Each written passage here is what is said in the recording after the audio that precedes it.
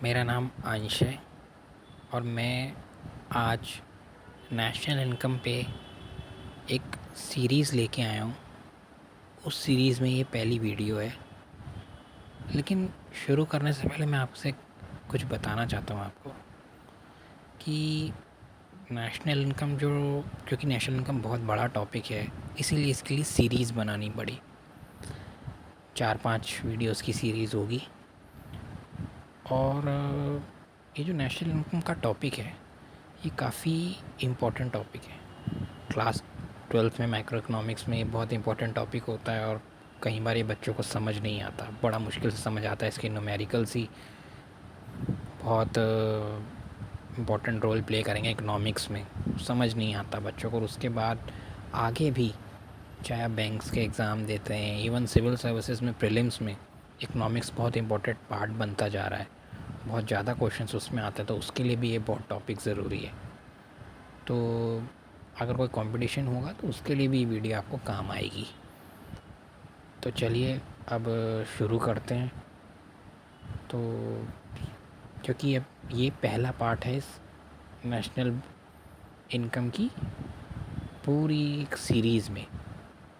तो असली में नेशनल इनकम कैलकुलेट करने तक पहुंचने के लिए पहले आपको काफ़ी कंसेप्ट्स को सीखना पड़ेगा। जितना कंसाइज़ और प्रिसाइज़ वे में मैं आपको सिखा सकता हूँ, मैंने कोशिश की है ये वीडियोस को जितना छोटा हो सके और मेन बात भी सारी कवर हो जाए, तो मैंने ये वीडियो बनाई है। तो चलिए पहले पार्ट को शुरू करते हुए सबसे पहला टॉपिक जो नेशनल इनकम में आएगा वो है कि पहले हमें स्टॉक एंड फ्लो, इस कंसेप्ट को समझना पड़ेगा। ये जो कंसेप्ट है, ऑब्वियसली नेशनल इनकम ही जो है वो मैक्रो इकोनॉमिक्स का पार्ट है। मैक्रो इकोनॉमिक्स, मैक्रो क्या माइक्रो इकोनॉमिक्स से कैसे डिफ़र करती है, क्योंकि मैक्रो इकोनॉमिक्स पे मैक्रो लेवल पर बात होती है, पूरी की पूरी इकोनॉमी के लेवल पर बात होती है, इसलिए इसको मैक्रो इकोनॉमिक्स कहा जाता है और मैक्रो इकोनॉमिक्स का ही पार्ट है। तो अब क्या होता है कि अलग अलग इंडिकेटर्स होते हैं इकोनॉमी को समझने के लिए, और हम इनको इकोनॉमिक इंडिकेटर्स भी कहते हैं। ये इंडिकेटर, इकोनॉमिक इंडिकेटर मतलब जैसे गाड़ियों और स्कूटर में इंडिकेटर लगा होता है जो हमको बाकी लोगों को इंडिकेट करता है, सिग्नल करता है कि ये गाड़ी कहाँ मुड़ेगी। उसी टाइप से इकोनॉमिक वेरिएबल, इकोनॉमिक इंडिकेटर उस तरह के वेरिएबल होते हैं कि हमें जो ये बताते हैं कि हमें बताते हैं कि इकॉनमी किस तरफ जा रही है। अभी इकोनॉमिक इंडिकेटर्स के वो क्या होते हैं, मतलब कोई एग्ज़ाम्पल क्या होता है, तो अगर हम एग्ज़ाम्पल लें तो वो है कि GDP, inflation rate, forex exchange क्या है। ये सब जो हैं इंडिकेटर हैं, इकोनॉमिक इंडिकेटर। अब ये इकोनॉमिक इंडिकेटर स्टॉक भी हो सकते हैं और फ्लो भी हो सकते हैं। तो स्टॉक एंड फ्लो का अब हम आपको शुरू करते हैं। तो सबसे पहले हम लेते हैं स्टॉक। स्टॉक क्या होता है? स्टॉक जो होते हैं ये वो वेरिएबल होते हैं, ध्यान से सुनिएगा, ये वो वेरिएबल होते हैं जो एक पर्टिकुलर पॉइंट ऑफ टाइम पर मेजर किए जाते हैं। किसी पर्टिकुलर पॉइंट ऑफ टाइम पर, अभी बिल्कुल किसी पर्टिकुलर पॉइंट ऑफ टाइम पे फ़्लो से। अब फ़्लो क्या होता है? वो होता है कि आप इसको ओवर द पीरियड मेजर करते हैं। ओवर द पीरियड, एक पूरा पीरियड इन्वॉल्व होता है। जो स्टॉक होता है उसका कोई टाइम डायमेंशन नहीं होता, क्योंकि वो किसी पर्टिकुलर पॉइंट पर बात करी जा रही है। और फ़्लो होता है क्योंकि वो ओवर द पीरियड होता है, इसकी टाइम डायमेंशन होती है। ये आपको जो चार्ट बना है ये बहुत काम आएगा ये चीज़ समझ। तो अब हम स्टॉक एंड फ़्लो को एग्ज़ाम्पल से समझने की कोशिश करते हैं, क्योंकि इकोनॉमिक्स बिना एग्ज़ाम्पल्स के तो बहुत ज़्यादा टेक्निकल लगती है और बहुत ज़्यादा बोरिंग भी हो जाती है। तो हम एक ही चीज़ को, एक ही टाइप के एग्ज़ाम्पल को हम देखेंगे कि कैसे वो चीज़ स्टॉक हो जाएगी, और अगर हम उसको किसी और तरीके से कहते हैं तो वो फ़्लो मानी जाएगी। जैसे पहला एग्ज़ाम्पल है कि टोटल नंबर ऑफ़ हाउसेस कितने हैं, मान लीजिए दिल्ली में 1 जुलाई 2022 को कितने हाउसेस हैं, कितने घर होंगे। एज 1 जुलाई को। ये हो गया स्टॉक उस दिन पर्टिकुलर पॉइंट पे। लेकिन हम ये कहें अगर कि कितने हाउस कंस्ट्रक्ट किए गए 2002 में, 2002 में, 2022 में, कोई भी ईयर हो, यहाँ डिफरेंस क्या है? स्टॉक का क्या था? वही वो इंडिकेटर होते हैं जो किसी पर्टिकुलर पॉइंट ऑफ टाइम पे मेजर किए जाते हैं। फ़्लो क्या होता है? ओवर द पीरियड होता है। इसीलिए जितने हाउसेस पूरे साल में कंस्ट्रक्ट किए गए हैं वो चीज़ फ़्लो के कंसेप्ट में आएगी, और जो किसी पर्टिकुलर दिन पे कितने हाउसेस हैं वो एक स्टॉक में आएगी। Same he example, population of India 1 जुलाई 2022 को कितनी है, लेकिन तो ये स्टॉक होगी क्योंकि ये पर्टिकुलर दिन पे है। लेकिन हम ये कहें कि नंबर ऑफ़ बर्थ पूरे के पूरे कितने हुए 2018 में या किसी भी साल में, एक पूरे साल के अंदर कितने बर्थ हुए, ये फ़्लो कंसेप्ट हुआ क्योंकि ये over the period of time है। लेकिन जो स्टॉक है वो आज का ही दिन हो, जिस दिन भी आप ये वीडियो देख रहे हैं उस दिन पर्टिकुलरली इंडिया की पॉपुलेशन कितनी है वो स्टॉक होगा। जिस ईयर में देख रहे हैं वो होगा कि इस पूरे ईयर में कितने बर्थ हुए, ये एक फ़्लो हुआ, ओवर द पीरियड हुआ। अगला एग्जांपल है मनी सप्लाई, और ये एक स्टॉक का कंसेप्ट है क्योंकि मनी सप्लाई, ये आगे मैं इन पे चीज़ों पे भी वीडियो ज़रूर कोशिश करूँगा बनाने की। अगर आपको इतनी इकोनॉमिक्स नहीं आती तो आप बेसिक ये समझ लीजिए कि मनी सप्लाई ये होती है कि कितनी मनी इस पर्टिकुलर पॉइंट ऑफ टाइम में सर्कुलेट हो रही है। जितनी भी सेंट्रल बैंक जो हमारा आरबीआई है उसने मार्केट में कितनी मनी छोड़ रखी है, सर्कुलेट हो रही है, वो मनी सप्लाई होती है किसी पर्टिकुलर पॉइंट ऑफ टाइम पे। और जो भी एक्सपेंडिचर हुआ, मान लीजिए इस साल आप हिसाब लगाते हैं साल के एंड में कि आपने कितना एक्सपेंडिचर कर लिया over the period of time इस ईयर में, ये एक फ़्लो का कंसेप्ट हुआ। चौथा एग्जांपल हम लेते हैं नेशनल वेल्थ का। वेल्थ कितनी है? आज हम ये कहते हैं कि दुनिया में सबसे अमीर आदमी कौन है, चेंज होते रहते हैं। कभी अमेज़न के जेफ बेजोस हैं, कभी एलोन मस्क भी बने हैं कुछ समय के लिए। तो हम ये कहते हैं कि इनकी वेल्थ कितनी है, हम वेल्थ कितनी है इनकी, आज इनके पास कितना पैसा है जब इनके एसेट्स को हम कैलकुलेट करते हैं। तो नेशनल वेल्थ, किसी इंसान की वेल्थ, आपके पास क्या क्या है प्रॉपर्टी में, आज मुझे पता है, अगर आप मुझे बताएं तो ये आपकी वेल्थ है। लेकिन अगर फ़्लो का कंसेप्ट हो तो हम ये कहेंगे national income. National income flow क्यों होती है? क्योंकि ये किसी साल में, पूरे साल में कितनी इनकम अलग अलग फैक्टर्स ने जनरेट करी, नॉर्मल रेसिडेंट ने, आगे इसकी पूरी डेफिनेशन में समझाऊंगा। ये over the period of time होती है। हमेशा कहते हैं ना 20 साल नेशनल इनकम कितनी रही, जीडीपी कितनी रही, तो ये ओवर द पीरियड है, इसलिए फ़्लो का कंसेप्ट है। और लास्ट में एक बहुत ही अच्छा और है कि आप ये कहा जाए, मान लीजिए आपकी शॉप है, तो उसमें ये हम आपके पापा की कोई शॉप है और मैं पूछूं कि आपके जो पापा हैं उनकी फैक्ट्री के गोडाउन में इस समय, मान लीजिए साबुन बनाने की फैक्ट्री, कितने साबुन के आपकी पापा की फैक्ट्री में इस समय स्टोर हैं, तो आप कहोगे भी बहुत सारे पैकेट स्टोर हैं, आप मुझे कोई भी नंबर बताते हो, तो ये स्टॉक का कंसेप्ट हुआ क्योंकि मैं आपसे पूछ रहा हूँ कि इस समय कितना स्टॉक पड़ा है आपके पास, आपके पापा के गोडाउन में। और फ़्लो का कंसेप्ट ये हुआ कि मैं पूछूंगा कि इस साल आपके पापा ने फैक्ट्री में कितने साबुन प्रोड्यूस किए, तो ये फ़्लो का कंसेप्ट हुआ। तो मुझे लगता है कि इतने सारे एग्जांपल से आपको समझ आया होगा अच्छी तरीके से। स्टॉक एंड फ़्लो के बाद अब हम पढ़ेंगे circular flow of income. Circular flow of income बड़ा ही इंपॉर्टेंट कंसेप्ट है। अगर हम इसको पढ़ें ध्यान से, circular flow of income, income का एक सर्कल में घूमना।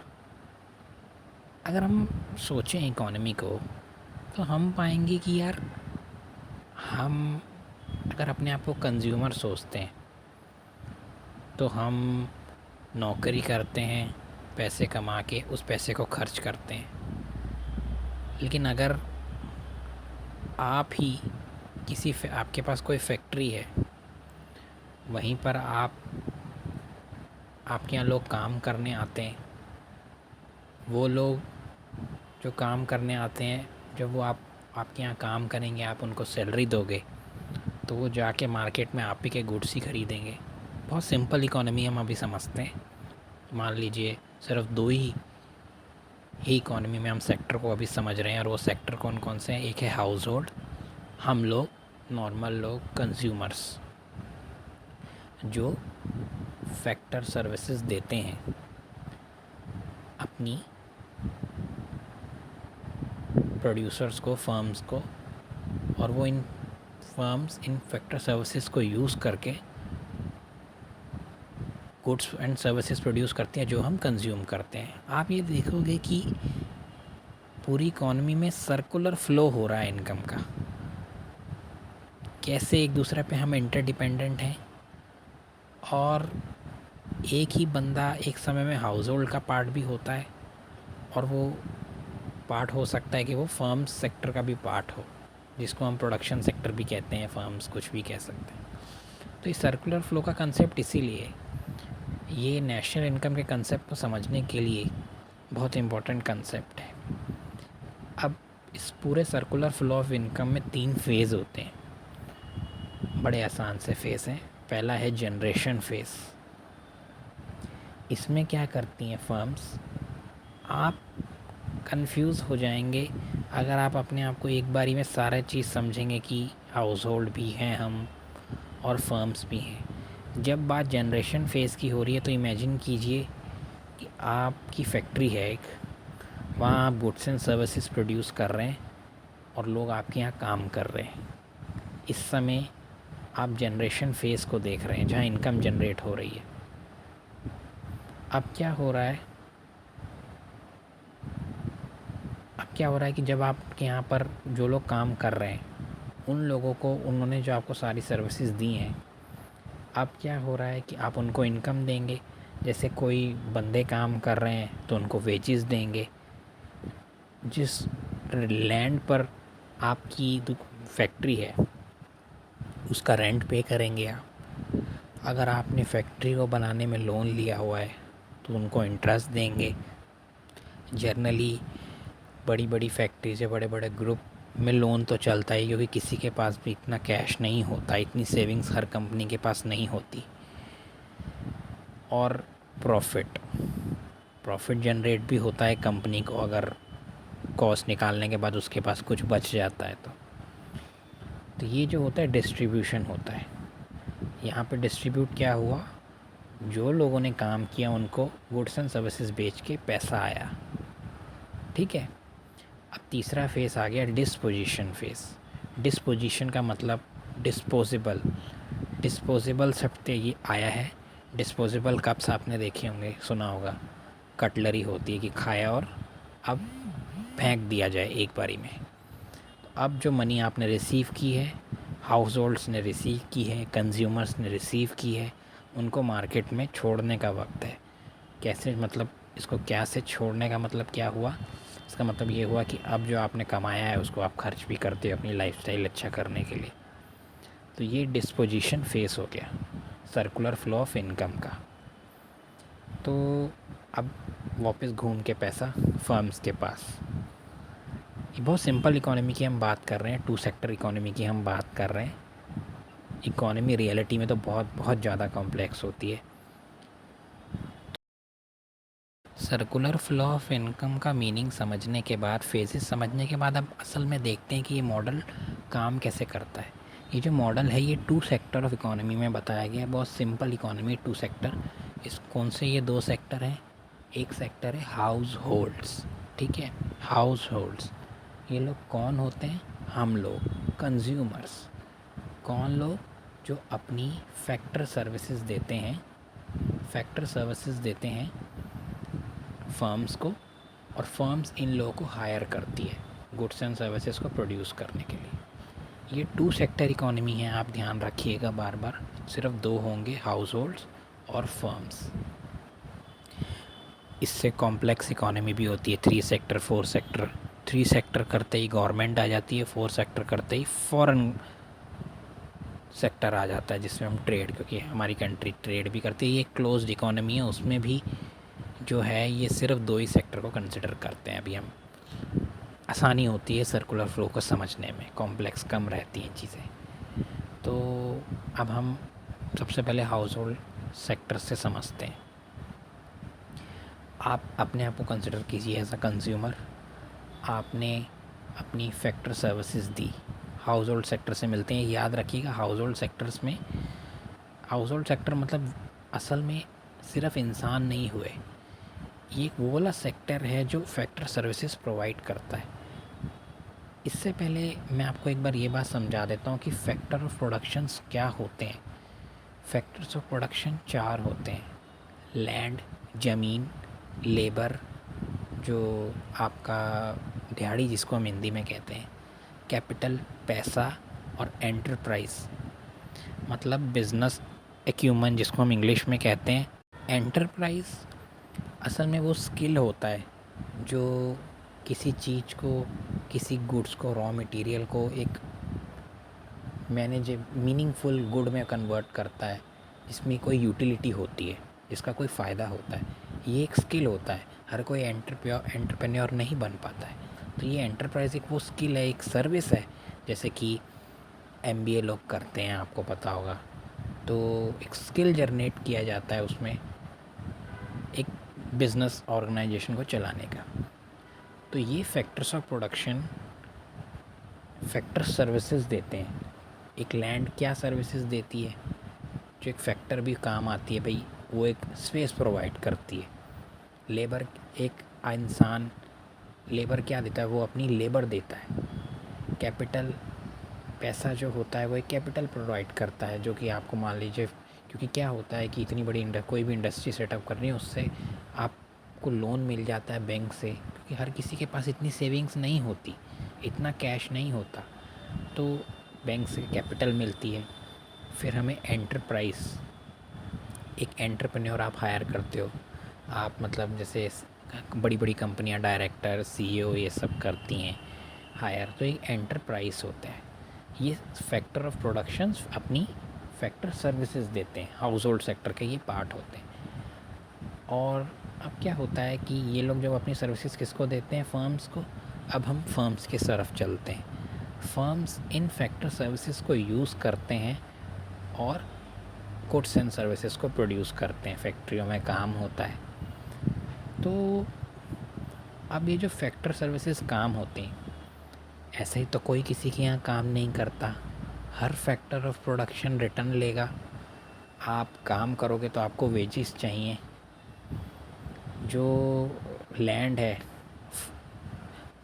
तो उसको पे आपको रेंट देना पड़ सकता है। आप सोचोगे कि भाई, आपके क्वेश्चन आ रहा होगा कि भाई एक ये भी तो हो सकता है कि लैंड का ओनर वो खुद हो। तो क्या होता है कि इकोनॉमिक टर्म्स में आपको पता चलेगा कि इवन इफ़ लैंड आपकी खुद की होती है, लेकिन इकोनॉमिक्स जो होती है एक इम्प्यूटेड कॉस्ट, बेसिकली समझ लीजिए कि वो भी एक, जब कंपनी की बैलेंस शीट बनती है तो उसमें आती है इम्प्यूटेड कॉस्ट, कि अगर आप इसके ओनर नहीं होते तो आपने रेंट देना होता, वो कंसिडर किया जाता है। आप रेंट देते अगर आप इसके ओनर नहीं होते। तो लैंड को भी रेंट चाहिए, लेबर को वेजेस चाहिए, कैपिटल को क्या बैंक क्या लेता है, इंटरेस्ट लेता है, ऐसे ही आपको लोन नहीं देता, वही उसकी कमाई होती है बहुत बड़ी। और एंटरप्रेन्योर जो मालिक है, जो बड़े टॉप डायरेक्टर हैं किसी भी कंपनी के, सीईओ ने क्या चाहिए, प्रॉफिट चाहिए। शेयर होल्डर्स प्रॉफिट लेते हैं ना, जिनका कंपनी में शेयर्स होते हैं, आपने सुना होगा, लोगों के पास शेयर्स होते हैं। तो वो लोग रिटर्न में फैक्टर पेमेंट्स लेते हैं अपनी फैक्टर सर्विसेज देने के बाद। फर्म्स उनको फैक्टर पेमेंट देती है। अब क्या होता है, वो पेमेंट उनको आ गई, अब फिर से हाउस होल्ड सेक्टर क्या करते हैं, वो जैसे उनके पास वो पेमेंट्स आती हैं, वो गुड्स एंड सर्विसेज जो फर्म्स प्रोड्यूस करती हैं मार्केट में उनको ख़रीदती हैं, तो उन्हें हम कहते हैं कंजम्पशन एक्सपेंडिचर। ठीक है, गुड्स एंड सर्विसेज पे वो हम प्रोड्यूस करते हैं। आखिर में सर्कुलर फ्लो ऑफ इनकम की कुछ एक बहुत इम्पोर्टेंट बात यह है कि इस टू सेक्टर इकोनॉमी में हम कंसिडर कर रहे हैं कि there are no savings in the economy. Households भी कुछ सेव नहीं करते और फर्म्स भी कुछ सेव नहीं करती हैं प्रॉफिट से, उन्हें कोई प्रॉफिट नहीं आ रहा। ये एक सिंपल टू सेक्टर इकोनॉमी के लिए बहुत इम्पॉर्टेंट है, क्योंकि रियलिटी अगर हम देखें तो हाउस होल्ड्स भी जो हैं, जो भी कमाते हैं वो सारा नहीं लगाते हैं, खर्च नहीं करते हैं। डेफिनेटली हम सेव करते हैं।